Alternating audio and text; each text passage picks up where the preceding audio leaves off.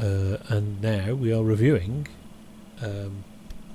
Quadrophenia by The Who, and there's the cover. It's kind of like someone with a moped. It's not a moped, is it? It's a scooter. That's not a moped, is it? So mods, they like scooters, don't they? Not mopeds. I don't understand that. Because those things that people call mopeds are not mopeds.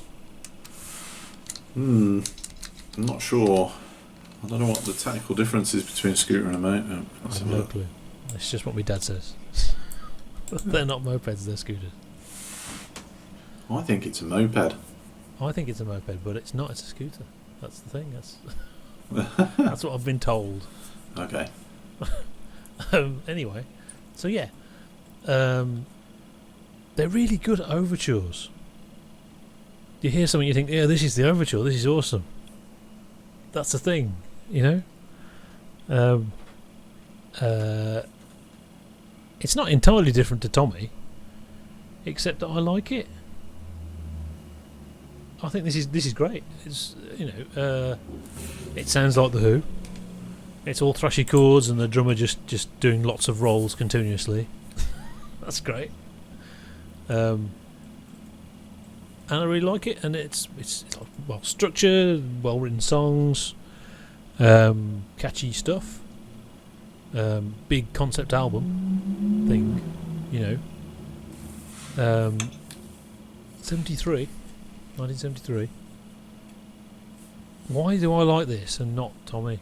Tommy is the most boring thing, and that's like the most controversial thing we've ever said on the channel. But it is. It's boring. Why is this great? I don't get it.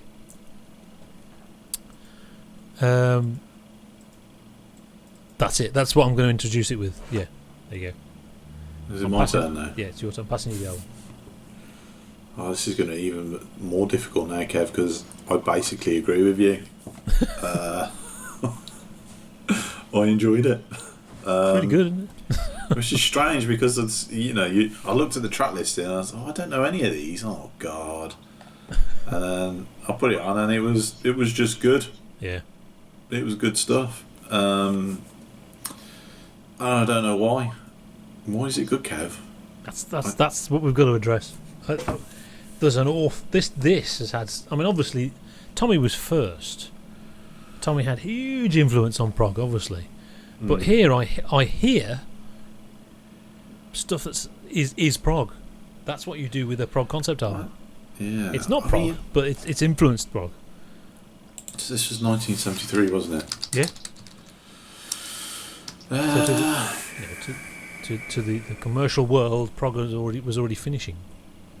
It wasn't, but it was the year before The Lamb. And actually, story-wise, I do think there's a problem with The Lamb. Story-wise, like what's his face, the keyboard man from Genesis. Tony Banks. Yeah. Say again. Tony Banks. Tony Banks, yeah. He said, I didn't actually like the story, which I thought was a dig at Peter Gabriel at the time, but actually there is a sort of issue with it in the fact that doesn't Rail, he goes in and then he comes back and then he goes back in again. It's not clear. Yeah, that doesn't really make sense. What's going on? It wasn't finished. I actually think the story on this is quite good. Yeah, that's the thing. This is completely cohesive. This is a rock opera concept album, not just a concert album, but a rock opera. Tommy was just stupid. Yeah, I know. It was. I think it was reaching too far. Probably. And I sort of.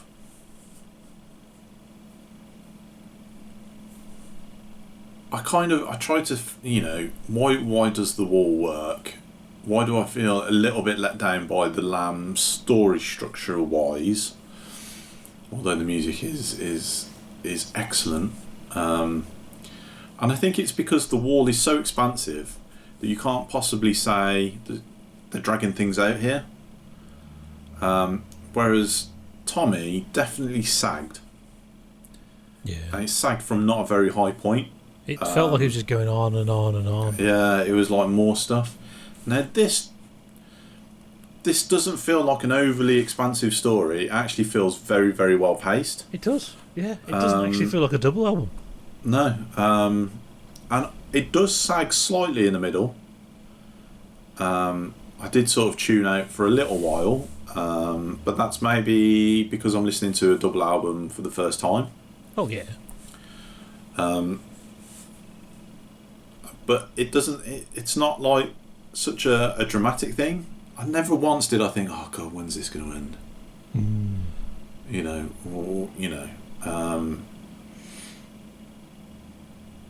I actually thought the ending was quite good. Yeah, the ending is great. Yeah, I don't know. It just works. There feels like a little bit of variety in there as well. Does Roger Daltrey doesn't sing on every song, does he? There was a point I actually thought sounded a bit like Peter Gabriel, and I wondered if that was Pete Townsend singing or something like that. That's probably when Pete Townsend's singing, I would think. Yeah. Which I thought was quite good. But there, you know, there's a little bit of variety there. You've got like you've got sort of like dramatic things going on. You know, like I don't know what you'd call it, not special effects, but you know, the kind of things you'd associate with a prog album, I suppose. Yeah, well, there's multi-instrumental bits and changes, and then there's a different bit, and there's another bit. Tommy feels like a lot of strumming. Yeah. And this doesn't. This is just alive, and there's melodies, and there's different stuff. It's all very cohesive. Yeah. But he's just had time to think about it, I think. I think so. Yeah, maybe he's worked it out. It actually feels like this album's got something to say, whereas Tommy didn't. Yeah. What the hell is Tommy trying to say? It's the story of what does that mean? Yeah. Yeah, this has something to say. You're right. Yeah. But this is more of a social commentary, I suppose. Yeah. And I mean that's do you think about it, what concept albums are like? This is brilliant. You know, most of the time it isn't. this is you know, and yet of course it is. It's Quadrophenia by the Who. Of course it's brilliant.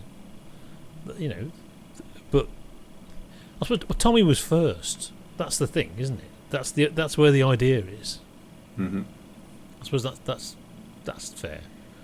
Yeah. But people rave about Tommy and not Quadrophenia, and that I don't get. I really like this. I really like Who's Next. Tommy, I'm never going to put on again. Yeah. I mean, Quadrophenia seems quite famous to me.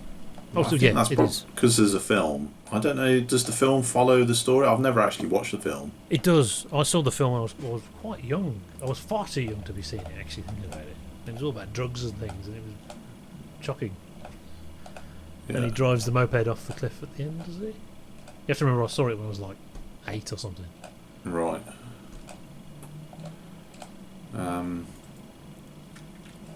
Yeah.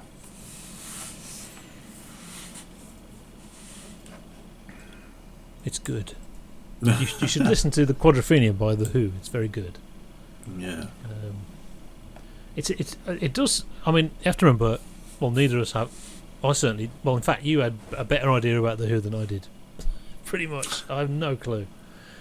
But it does seem to me they really, you know, they struggled to make this one. There was a gap.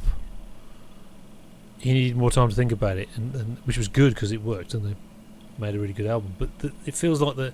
Not only did they missed 72, they missed 1972. I think there should be an album there.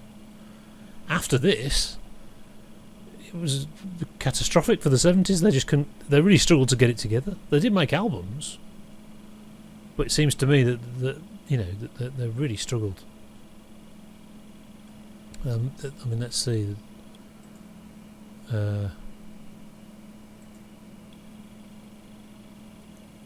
Who by Numbers is next. I think that's when they were really falling out. Right. And that's why it's called Who by Numbers. But the next album is Who Are You? So it's all you know. The titles. It's all about, well, what are we doing? This is just, you know, this is meaningless. What we're doing, etc. You know. Do seem to be. I think there's albums after Keith Moon died.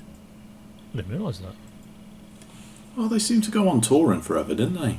I thought they just carried on touring, but apparently not. They did do albums as well. I thought Pete Townsend just made his own albums.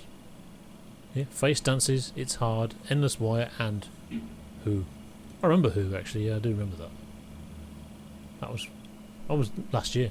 Well, no, sorry, 2019. But and that's just the two of them left. That one. Yeah. There is I think there's something. I said this, and the other one, there is some sort of axis where Who are on one end of it, and the things I like are on the right other end of it. There's a thing, and I don't quite know what that is. In that I like King Crimson, and I like Pink Floyd, and I like Led Zeppelin and Black Sabbath as well. And this is on the other axis of that. All those bands are somewhere along that axis, but I can't quite explain what that is. This is the other thing.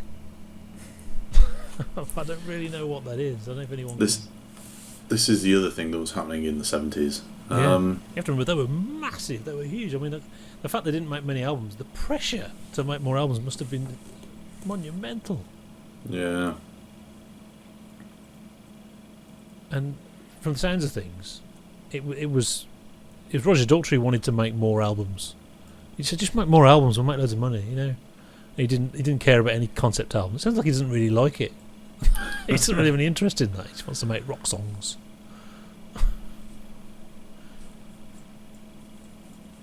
And there's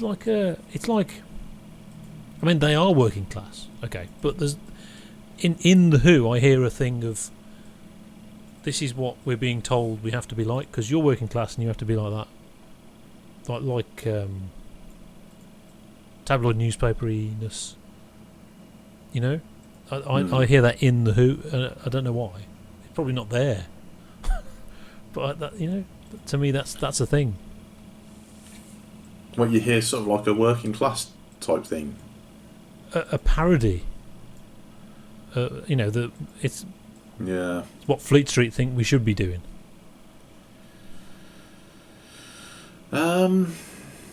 Maybe that's the axis, Kev. Because the perception is that prog was sort of like a middle class thing.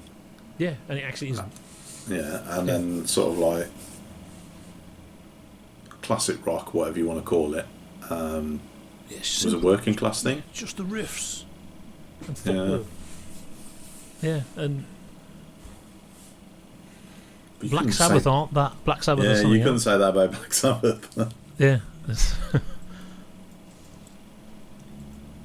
So yeah, but at the same time I don't really know what that is, or if it's even a thing. So it's completely... Maybe what it is Black Sabbath, Led Zeppelin, King Crimson, they've got a very, very specific sound. Whereas the Who, they have got a sound, but that's not really what makes them stand out. Is not their unique The Who sound, if you know what I mean. Yes, it's more a Who-ness. This is the Who, and it's mopeds and things. Yeah, maybe that's it. And big pile of amps. Yeah, smashing things up. Yeah. And possibly, throwing the mic in the air and catching it, I wonder if that's a Roger Daltrey thing. And spinning it round. Oh yeah, I wonder if he invented that as well. I think they invented a lot of that stuff. Like really early on, like 60s. Well, I wish they hadn't. Well, that's great. Couldn't you just play this song? That was like 20 minutes of smashing something up, and it sounds just... Yeah, it's great. There's so much energy on the stage. Please play a song. When I once watched Metallica live many years ago, must have been about 21. Marilyn Manson was a supporting act. Right, yeah. And there was the drummer was playing away, and I was like, he's got a bass drum there, and he's not using it. There's 2 bass drums. Oh, see, he was And, only using one. He was only using one, and I Right. couldn't quite figure it out. I thought there's a whole section of the drum kit there that he's not using. And then at the end of the show, Marilyn Manson gets peed off because someone threw a bottle at him. And he decides to wind up, and he runs over to the drum kit and pulls over half the drum kit, the bit that wasn't being used, and then sort of leaves the stage. Right. Oh, yeah. So it was there specifically to be... yeah. Because by then, it was all... really quite inauthentic. Yeah. That's... I don't know. Just did the Who sort of... was he riffing off the Who then? I don't know. Because if you do it every night... Yeah. To the point where it's so expensive that you don't make any money on your tours because you're constantly buying new instruments because you're smashing it up. Smashing up your stuff. I mean, it's got to be pretty inauthentic, hasn't it? I know. Yeah. Well, Richie Blackmore, he would go off stage, reappear with a suspicious black Stratocaster, which he would smash up. The real Strat, he'd put away, you know. Yeah. Disappointing. I don't care about any of that. You know, I mean, I suppose if it really happened, it'd be like, wow. You know, but if it's not really happening, it's just the thing they do, it's the show. Yeah. Oh, what a waste. Yeah. Who was it who used to set fire to his guitar? Oh, Hendrix did the Monterey Festival. Was it? That was the famous, yeah. That was a big deal, that was. And I think Paul McCartney was on the panel of people deciding who was going to be on and all that. And that's Wild Thing, when he played Wild Thing. Yeah. And then he's squirting lighter fluid on the guitar, trying to get it to burn a bit more. That's so stupid. Yeah, I don't really... And actually, I mean, he's kneeling down to do it, so it's on the camera. It's that iconic moment, but it's a festival, so most of the people they're not going to. They're just going to hear a noise coming out the speakers. What? It's going to be like the Sermon on the Mount on Life of Brian. Yeah. He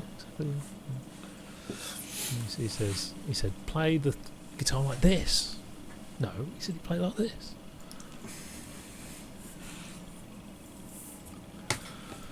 So that's the Who. Yeah, we really struggled on that last one, didn't we? It's a decent album. It's really good, and that's it. Yeah. I mean, there's bits on there. I think that sounds so familiar. That's been nicked for something. I think, is it Dr. Jimmy? There's a bit at the end. I think that's from something else that came after this. Definitely, you know. All of neo-prog sounds like this album. It's massively influential. Yeah. And it gets 4 eggs. Yeah. Obviously. Yeah, obviously.